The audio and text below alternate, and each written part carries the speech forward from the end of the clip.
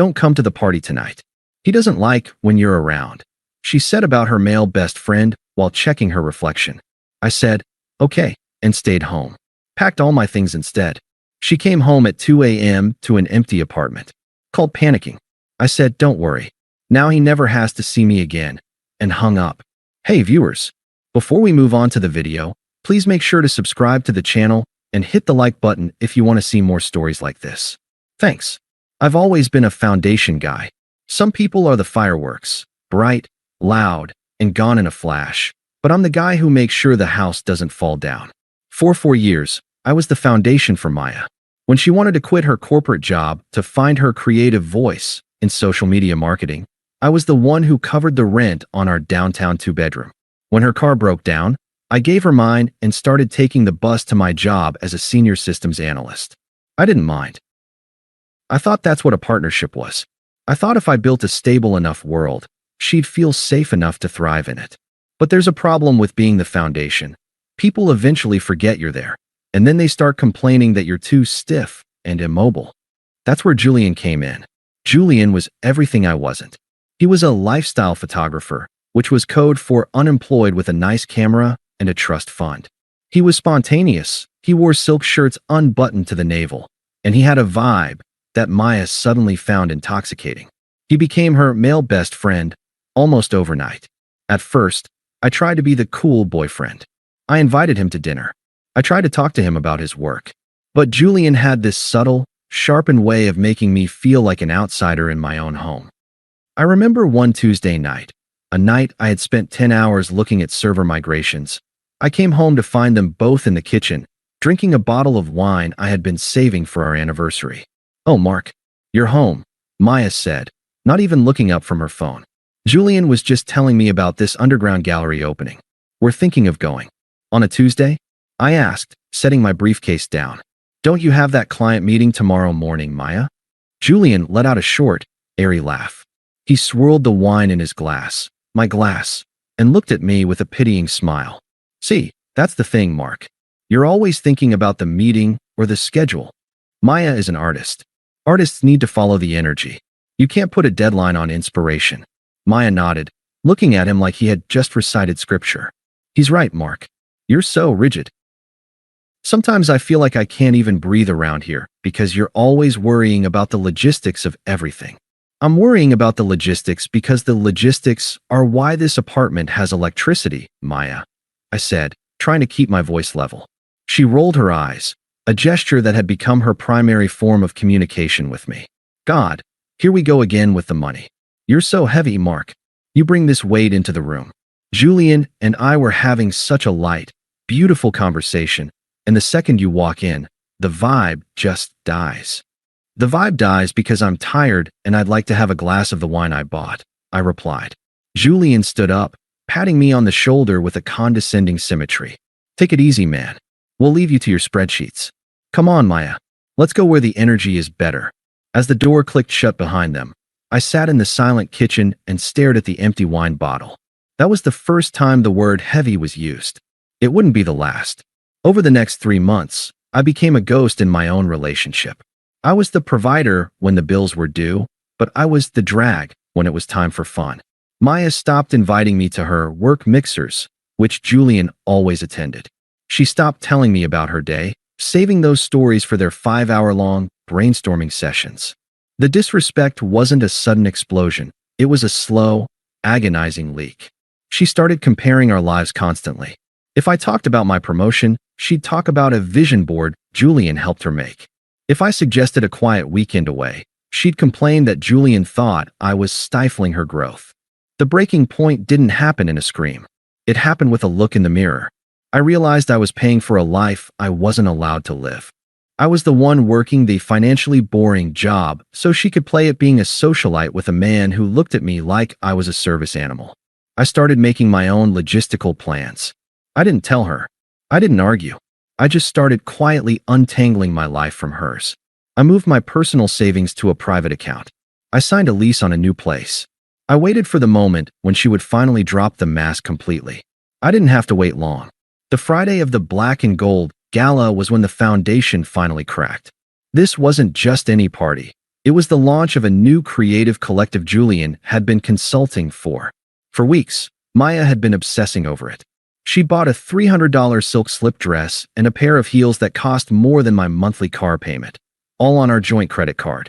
I walked into the bedroom to find her standing in front of the full-length mirror, adjusting the strap of her dress. She looked breathtaking, but when she saw my reflection in the glass, her expression didn't soften. It tightened. "What are you doing, Mark?" she asked, her voice clipped. "Getting ready," I said, loosening my tie. "The gala starts at 8, right?" She stopped what she was doing and turned around. She let out a long, weary sigh. "Mark, about tonight. I think it's better if you stay home." I froze with my hand on the zipper of the suit bag.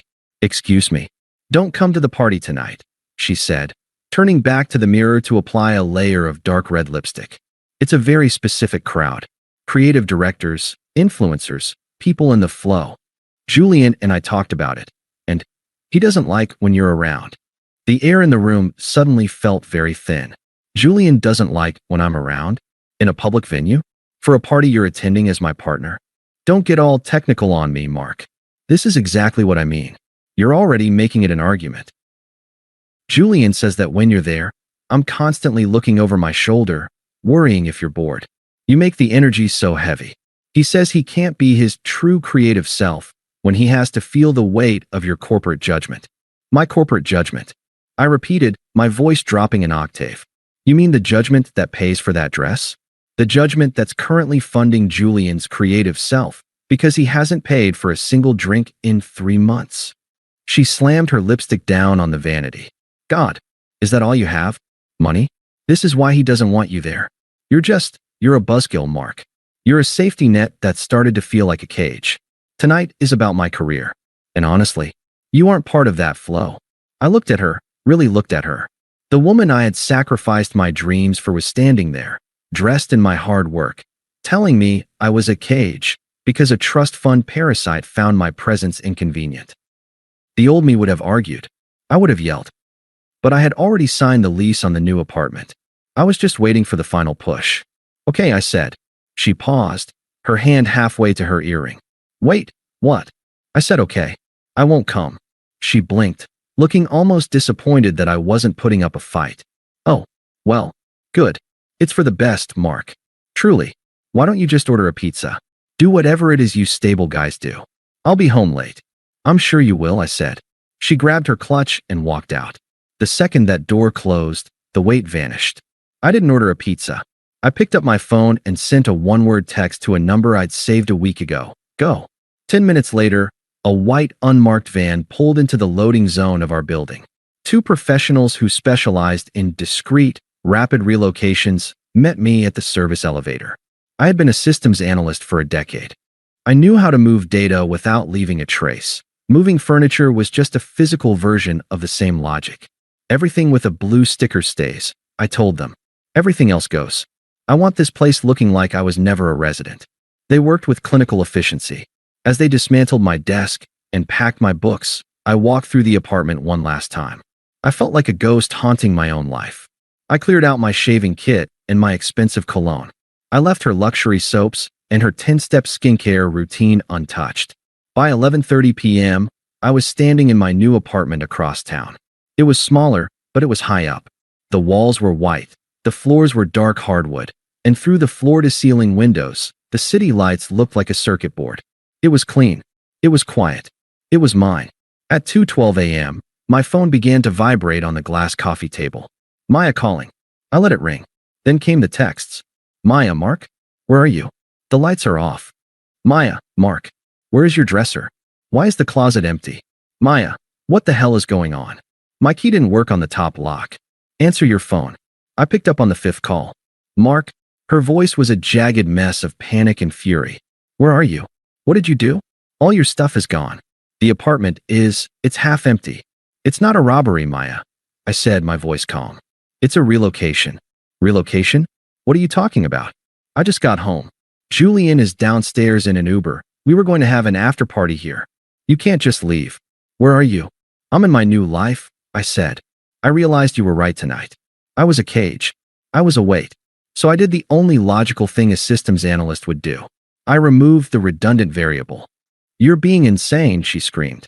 You can't just end a 4-year relationship because I told you not to come to one party. Come back right now and bring your stuff back. We can talk about this in the morning. There's nothing to talk about, Maya. You told me Julian doesn't like when I'm around. You told me I ruined the vibe.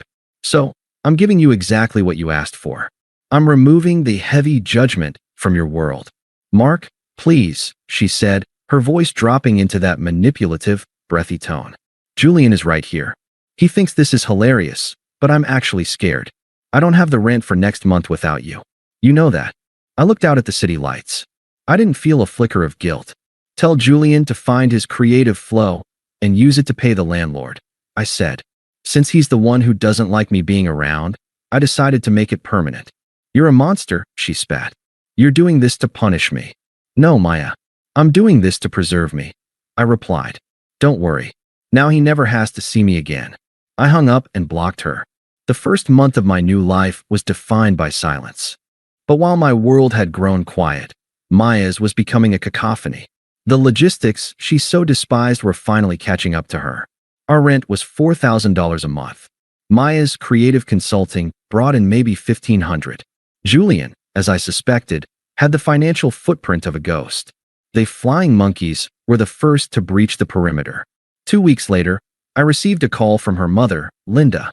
Mark, Maya is in a complete state, she snapped. Do you have any idea what you've done? She's received a notice to quit from the landlord. She says you closed the account. I didn't close her account, Linda, I said. I closed my account. Maya is an adult. She wanted her freedom, and she has it. This is retaliatory and frankly, it's beneath you, Linda hissed. You were the provider. You have a moral obligation to ensure she isn't on the street. You need to come over there, pay the arrears, and sit down like a man. Linda, let me be very clear, I said.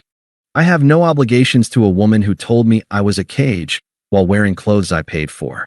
If she's worried about the rent, tell her to ask Julian. I hear his creative flow is very lucrative. I hung up before she could respond. A few days later, I heard from Sarah, a mutual friend. It's bad, Mark, Sarah sighed. Julian is gone. The second the notice to vacate hit the door, he suddenly realized he had a calling to do a shoot in Tulum. He left her with the utility bills and a dry cleaning tab. Maya is selling her designer bags just to buy groceries. I feel the peace of my own home, Sarah, I replied. That's all. Maya spent months telling me I was heavy. I've simply removed the problem. If she's struggling, it's because she built a life on a foundation she didn't own. That's not a tragedy. It's physics. Maya's attempts to reach me shifted from anger to a pathetic, performative desperation. Since she was blocked, she started sending professional emails to my work address. Email from Maya. Mark, I'm being evicted. I have nowhere to go. My mom won't take me in. Please. I know I said things I shouldn't have, but I was just frustrated. I miss my best friend.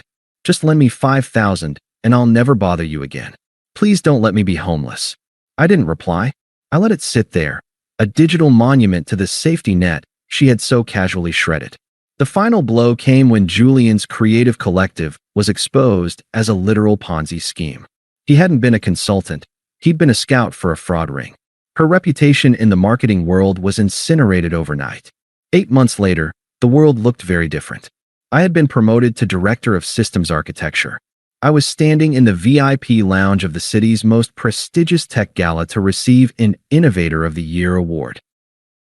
I was finishing a conversation with a venture capitalist when I saw a woman standing near the service entrance. She was wearing a dress that looked familiar, the same silk slip dress she'd worn the night she told me not to come to the party. But it didn't fit right anymore. She looked diminished. She was working the event as a brand ambassador, handing out gift bags to the people she used to pretend were her peers. Our eyes met. She handed her tray to a coworker and walked toward me. Mark, she whispered. Hello, Maya. You look incredible. I saw your name on the program. I couldn't believe it. It's been a busy year, I said. Mark, I've tried to reach you so many times. I'm so sorry. Julian was a monster. He used me. I'm living in a boarding house, Mark. I'm working 3 jobs just to keep my head above water. She reached out to touch my arm, but I stepped back. I heard things were difficult for you, I said calmly. Difficult? It's been a nightmare. I realized now that you were the only real thing in my life. You were my rock. Can we please just go somewhere and talk? I don't want your money, I swear. I just want to hear your voice. You are hearing my voice, Maya. And what it's telling you is that there is nothing left to discuss. How can you be so cold? She sobbed. For years. Does that mean nothing to you now? It meant everything to me then. I said, my voice clear and steady. But you made a very specific choice. You told me that my presence was heavy. You told me that I was a cage. I simply respected your opinion. I stepped out of the way so you could have the life you wanted. But I was wrong, she wailed. Being wrong doesn't undo the damage, I replied. You didn't just make a mistake, Maya. You spent months systematically devaluing the person who cared for you most. You lost me because you showed me exactly who you are when you think you don't need me anymore. She looked at me, her face contorting into that old mask of entitlement. So what? You're just going to stand there in your fancy suit and watch me drown? You're going to be that guy. I'm not watching you drown, Maya. I said, checking my watch. I'm not watching you at all. I haven't thought about you in months. This encounter? This is the first time I've spent more than 10 seconds considering your existence since I changed my locks. I hate you, she hissed. You're a robot. Maybe, I said with a small smile. But the robot is happy. The robot is successful. And the robot is finally free of the vibe you brought into my life. I looked past her to the stage. I have to go, Maya. They're calling my name.